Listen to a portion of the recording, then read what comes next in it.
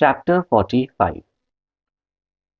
Kakasaheb's doubt and Anandrao's vision, wooden plank, Baba's bedstead and not Bhagat's. Preliminary. We have described in the last three chapters Baba's passing away.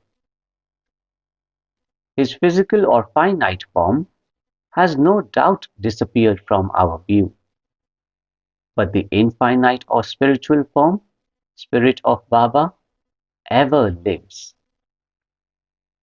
The Leelas which occurred during his lifetime have been dwelt upon at great length up till now. Ever since his passing away, more Leelas have taken place and are even now happening. This clearly shows that Baba is ever living and helping his devotees as before. The people who got the contact of Baba when he was living were indeed very fortunate. But if any of them did not get a dispassion for the things and enjoyments of the world, and had not their minds turned to the Lord, it was their sheer ill luck. What was then desired, and is still desired, is the wholehearted devotion to Baba. All our senses, organs, and mind should cooperate in worshipping and serving Baba. It is no use in engaging some organs in the worship and deflecting others. If a thing like worship or meditation is to be done, it ought to be done with all our mind and soul.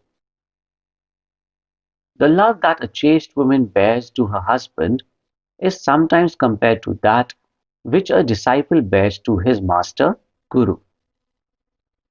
Yet the former falls far short of the latter, which is incomparable. No one, whether he be father, mother, brother, or any other relation, comes to our aid in attaining the goal of life, self-realization. We have to chalk out and traverse the path of self-realization ourselves. We have to discriminate between the unreal and the real. Renounce the things and enjoyments of this world and the next, and control our senses and mind and aspire for liberation only. Instead of depending upon others, we should have full faith in ourselves.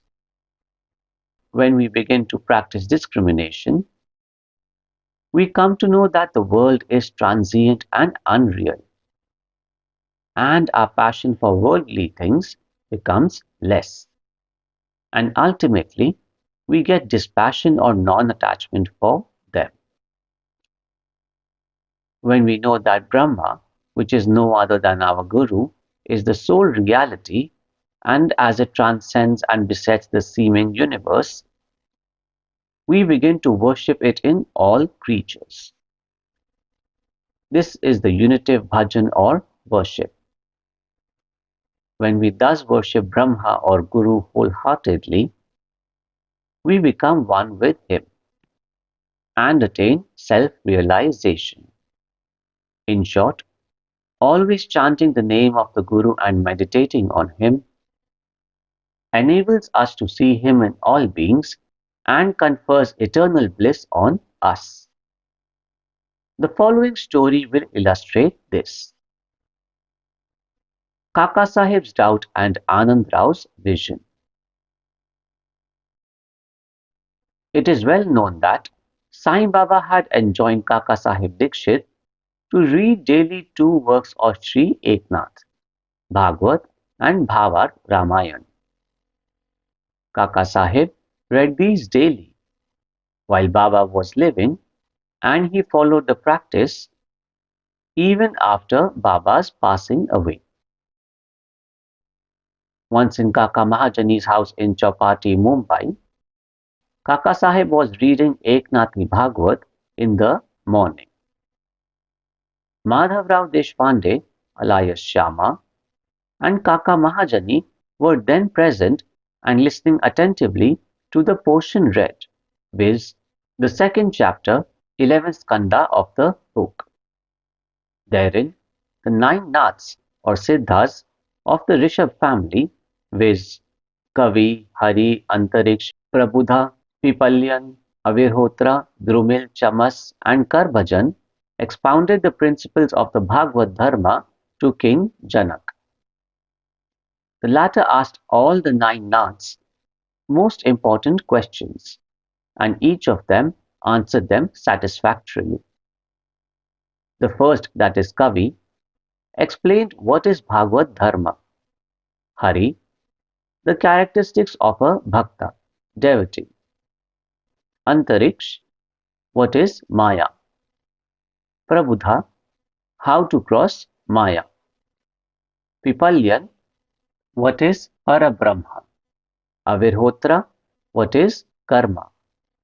Drumil, the incarnations of God and their deeds. Chamas, how a non-devotee fares after death. Karbhajan, the different modes of worship of God in different ages. The substance of all the exposition was that, in this Kali age, the only means of liberation was the remembrance of Hari's or Guru's feet. After the reading was over, Kakasaheb said in a despondent tone to Madhavrao and others, "How wonderful is the discourse of the nine Naths on bhakti or devotion! But at the same time, how difficult it is to put it into practice. The Naths were perfect. But is it possible for fools like us to attain devotion as delineated by them? We won't get it even after several births. Then how are we to get salvation? It seems that there is no hope for us." Madhavrao did not like this pessimistic attitude of Kakasaheb. He said, "It is a pity that one, who by his good luck got such a jewel, Guru, as Baba, should cry out so disparagingly. If he has unwavering faith in Baba, why should he feel restless? The bhakti of the Nathas may be strong and powerful, but is not ours loving and affectionate? And has not Baba told us authoritatively that remembering and chanting Hari and Guru's name confers salvation? Then where is the cause of fear and anxiety?" Kakasaheb was not satisfied with Madhavrao's explanation. He continued to be anxious and restless the whole day, thinking and brooding over how to get the powerful bhakti of the Nathas.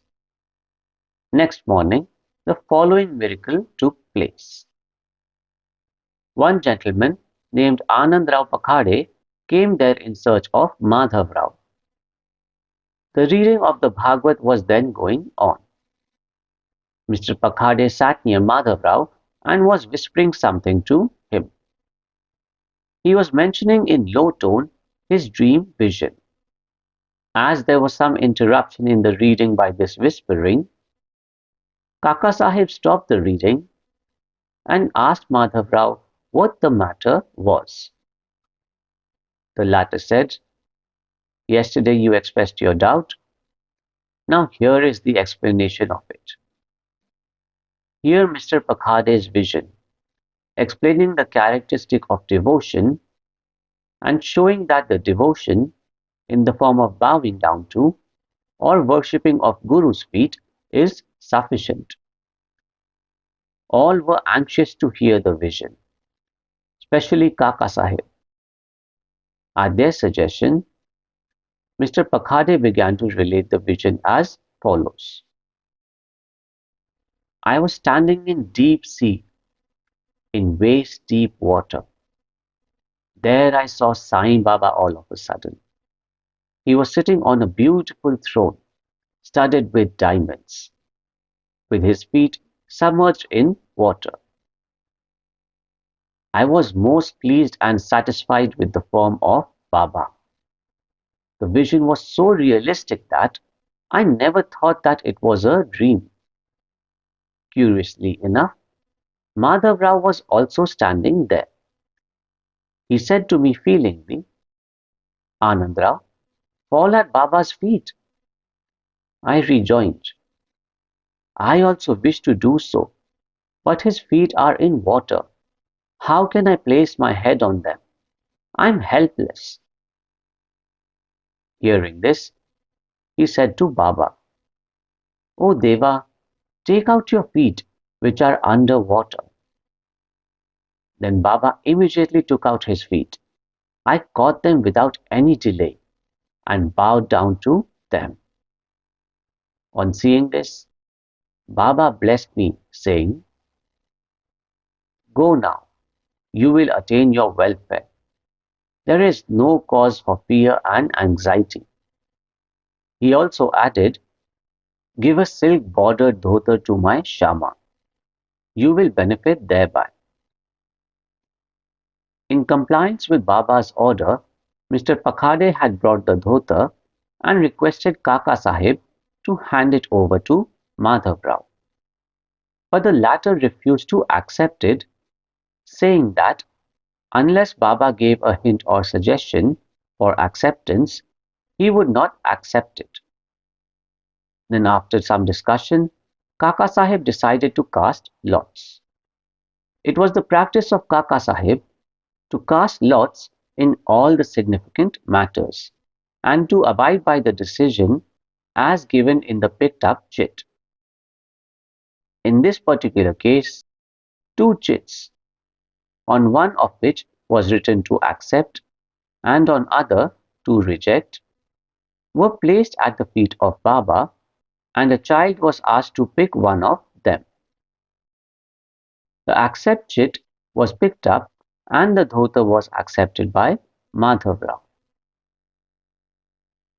In this way, both Anandrao and Madhavrao were satisfied, and Kakasaheb's difficulty was solved. This story exhorts us to give respect to the words of other saints, but at the same time asks us to have full faith in our mother, that is the Guru, and abide by his instructions, for he knows our welfare better than any other person. Carve out on your heart the following words of Baba. There are innumerable saints in this world, but our Father, Guru, is the Father, real Guru. Others might say many good things, but we should never forget our Guru's words. In short, love your Guru wholeheartedly, surrender to him completely, and prostrate yourselves before him reverentially, and then you will see that there is no sea of mundane existence before you to cross, as there is no darkness for the sun.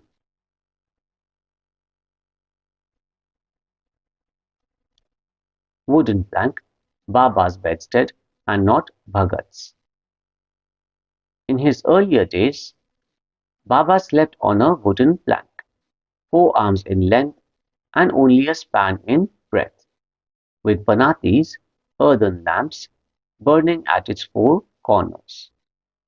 Later on, he broke the plank into pieces and threw it away. Wide chapter 10.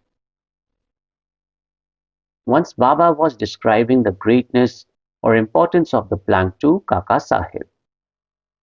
On hearing this, the latter said to Baba, If you still love the wooden plank, I will again suspend or hang up one in the masjid for you to sleep at ease.